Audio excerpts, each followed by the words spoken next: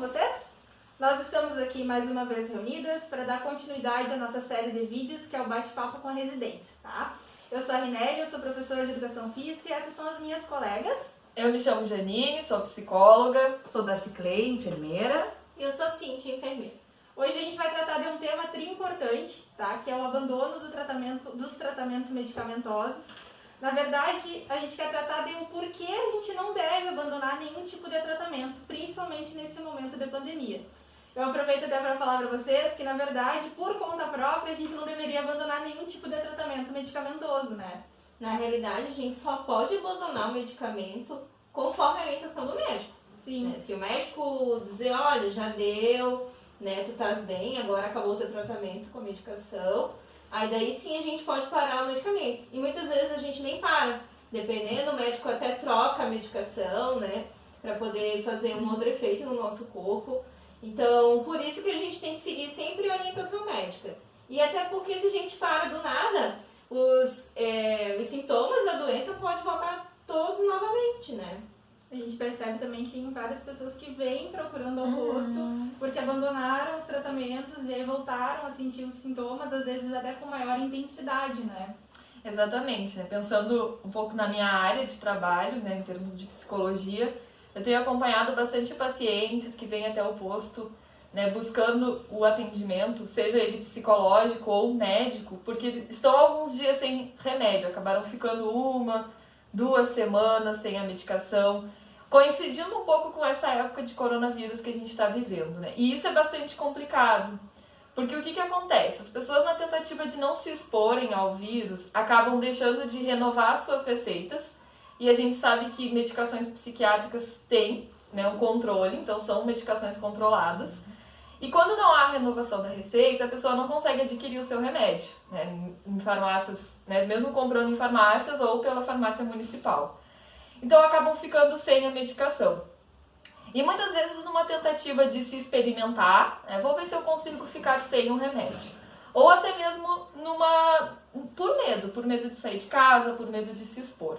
Mas o que a gente tem que pensar, né? Esse nosso momento, por mais que muitas pessoas estejam de fato de quarentena, estejam ficando em casa, esse é um momento muito ansiogênico. É um momento onde todo o mundo está passando por uma tensão muito forte.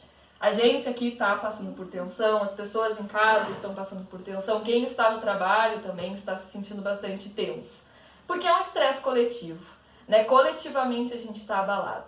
Então, a gente, às vezes, por estar em casa, acha que não vai, né, vai ficar bem, vai ficar tranquilo, e na verdade é ao contrário. A gente está mais ansioso, né, a tendência é ficarmos mais ansiosos. Então não é um momento de parar com uma medicação psiquiátrica para ansiedade, seja ela também para depressão, para estresse. Tem pessoas que usam medicação para dormir.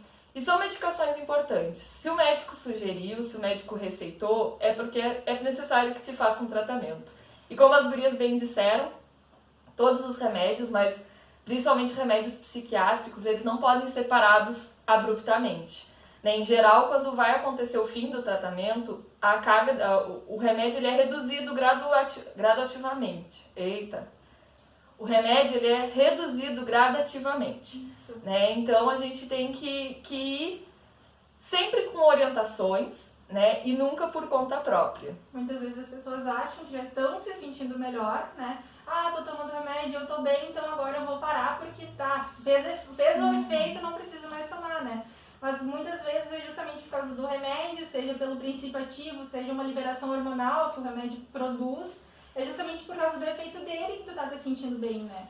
Então acho que são coisas que a gente observa, seja no período pré-pandemia quanto agora, né? As pessoas acabam abandonando os tratamentos por esses motivos, né?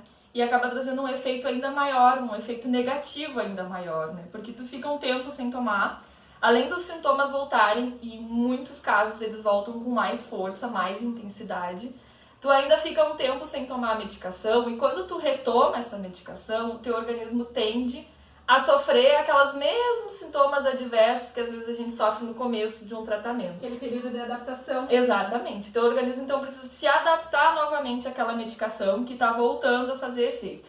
Então, tu acaba gerando ainda mais transtornos em razão de ter parado com o tratamento. E é uma coisa que a gente tem observado muito aqui nesse período, né? A gente, inclusive, no vídeo anterior, e aproveitamos para reforçar, né, a gente criou alternativas de comunicação para facilitar os pedidos de renovação de receita, né, para que a exposição seja, de fato, mínima. Mas a gente tem percebido que as pessoas têm, por medo, né, o receio, tem deixado o remédio acabar. E aí está um grande perigo, né? Aí que a gente traz esse vídeo também como alerta, né? Não deixa a medicação acabar, procura a unidade. A gente está disponibilizando um número de WhatsApp institucional, onde pode estar ali solicitando, pode mandar foto da receita anterior, que facilita aqui para o médico poder renovar. Lembrando também que precisa dos dados principais, né? Cartão do SUS, o nome completo da pessoa, o endereço, para que a gente possa acessar o prontuário e o médico consiga fornecer a receita que precisa, né? E sobre não deixar o medicamento acabar, pelo menos uma semana antes do medicamento acabar, solicitar essa renovação da receita, né? Isso é muito importante. Exatamente. Mas assim, a gente falou bastante das medicações psiquiátricas, né? E eu sou suspeita para falar porque, né, esse é a minha área. Mas assim, gurias, né, em termos das outras doenças que também são de extrema importância, que também a gente tem percebido abandono de tratamento, o que a gente poderia orientar? A situação, a gente tem se deparado bastante com alguns relatos dos pacientes hipertensos, por exemplo. Eu parei de tomar porque eu tô me sentindo bem, eu não tô sentindo mais o que eu sentia antes, né? Então, para a medicação. Mas, na verdade, tá se parando de tomar algo que deve se continuar. Porque aquela sensação de bem-estar, de não estar sentindo mais nada do que sentia antes, é justamente porque está tomando aquela medicação. E, por exemplo, a hipertensão é algo crônico, como o diabetes também. Então, sempre tem que ter um acompanhamento com medicação e com os profissionais de saúde. É justamente porque é um medicamento contínuo, né? Isso mesmo. Justamente por isso que a gente tem os grupos, que agora eles estão suspensos, mas os grupos normalmente ocorrem, né? Para fazer esse acompanhamento, fazer essa manutenção, né, ver se o medicamento está fazendo efeito, né, até pela questão do próprio controle da pressão, controle da glicemia, né. Então, por ser uma doença crônica e os medicamentos serem de uso contínuo, a pessoa não pode parar simplesmente, né. Isso na verdade, é um grande risco, né, um baita perigo. A gente pensar, né, nas questões dos tratamentos não medicamentosos também, né, tem certas coisas, por exemplo, quem já pratica exercício físico, né, para quem tem uma rotina, um processo de reeducação alimentar, que está tendo uma alimentação adequada, né. Claro, embora esse seja um momento bem estressor, que tem gatilhos ansiogênicos, ainda assim a gente precisa tomar cuidado, né, e tentar manter as atividades que a gente já fazia antes, claro, de uma forma segura, né, respeitando a nossa individualidade, né, respeitando os nossos próprios limites, mas sem deixar de cuidar da nossa saúde, né.